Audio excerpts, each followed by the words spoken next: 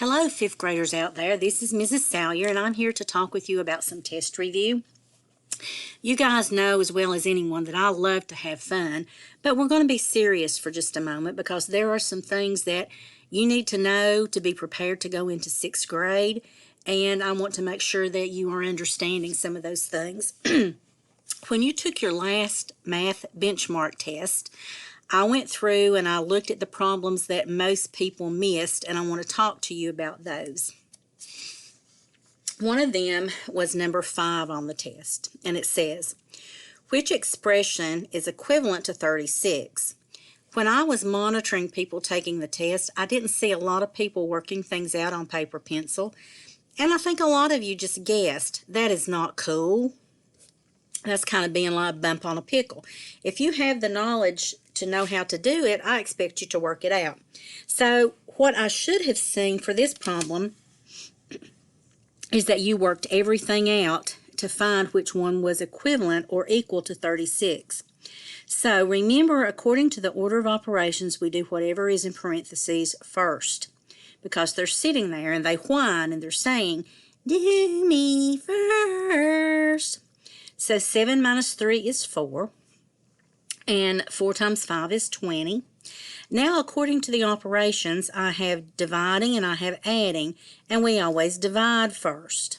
So 4 divided by 4 is 1, and 1 plus 20 is 21. The answer cannot be A. 2 minus 1 is 1. 6 times 5 is 30. I divide before I add. 6 divided by 1 is 6, and 6 plus 30 is 36. So they're only asking for one expression, which means there's only one answer, and the answer would be B.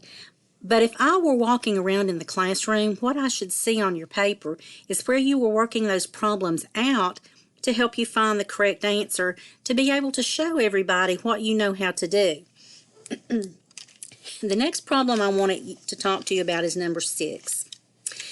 And I'll admit, I am sure that you were clueless about this because it took me a minute to figure it out too.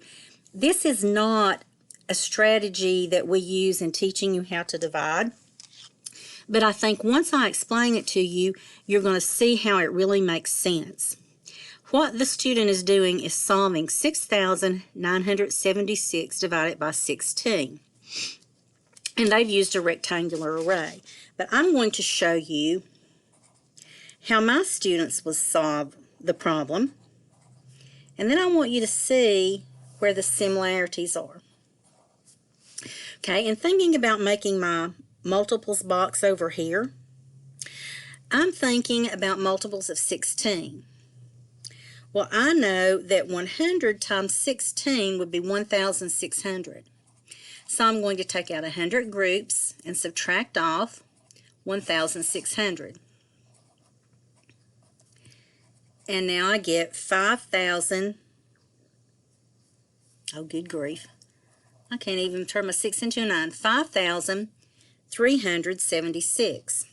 I'm going to take off another 100 groups and subtract off 1,600. 7 minus 0 is 7. I'm going to have to regroup here. 13 minus 6 is 7. 4 minus 1 is 3.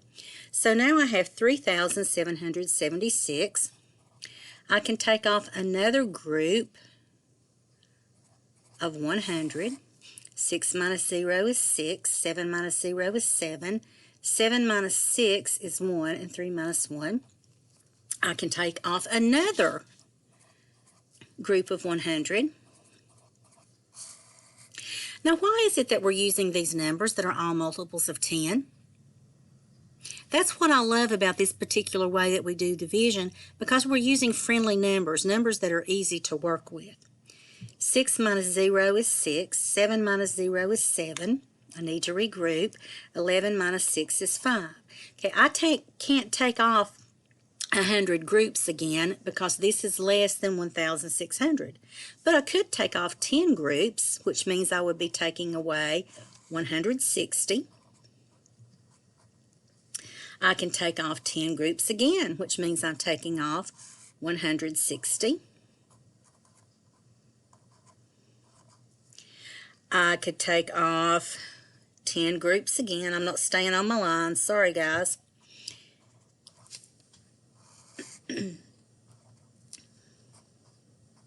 Regrouping again.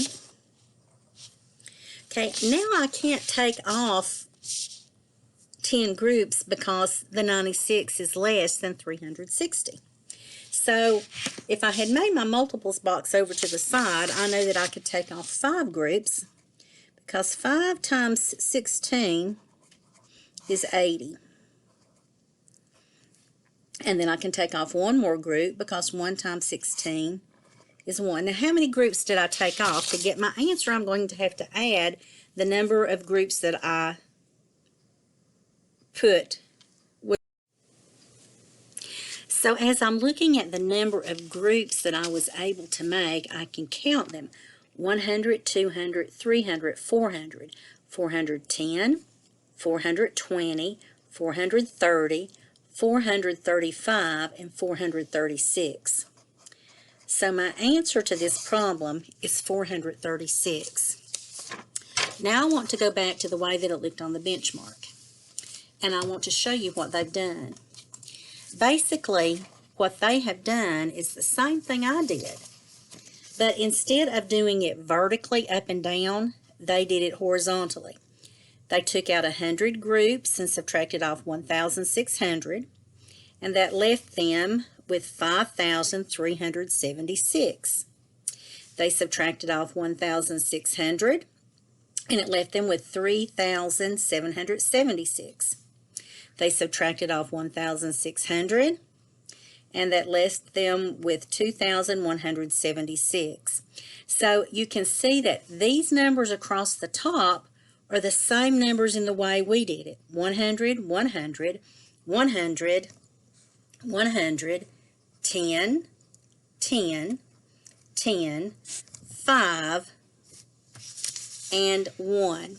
So what is the quotient of this? All you had to do was count across the top. 100, 200, 300, 410, 420, 430, 435, 436, and your answer would be C. I realize that you probably had no clue about how to do that. That's why I wanted to show you so that you'll be prepared next time. You could go to all of the trouble to work it out like this and find your answer the way that you know how to do it with your own understanding. But now you know all you have to do is to add the groups that were taken out across the top to get your answer. Now they also had a similar problem on the test that once again, it looks kind of like the way we do it, but instead of taking out the groups over here on this side, they took them out over here. So it asks, which statement is correct? The model is correct because 8,064 divided by 64 is 126. The model is correct because 8,064 divided by 64 is 176. The model is incorrect because the number 5 should be 50. And the model is incorrect because the number 32 should be 64. So what you can do is you go back to the model and you check. I look here and I see that 64 times 100 is 6,400. That's correct. So what I'm going to do is I'm going to have my 8,064 and I'm going to take off my 6,400. Okay. Then I took off 10 groups, which was 640. 4, 6 minus 4 is 2, 6 minus 6. Okay. Then I took off another 10 groups, which was taking off 640 more. 4 minus 0 is 4. I'm going to have to regroup. That was a 10. Now it's a 9.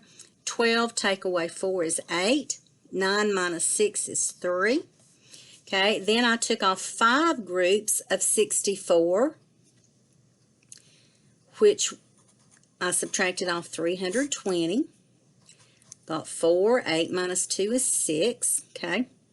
But then when I get right here, if I take off one more group, it's not a group of 32.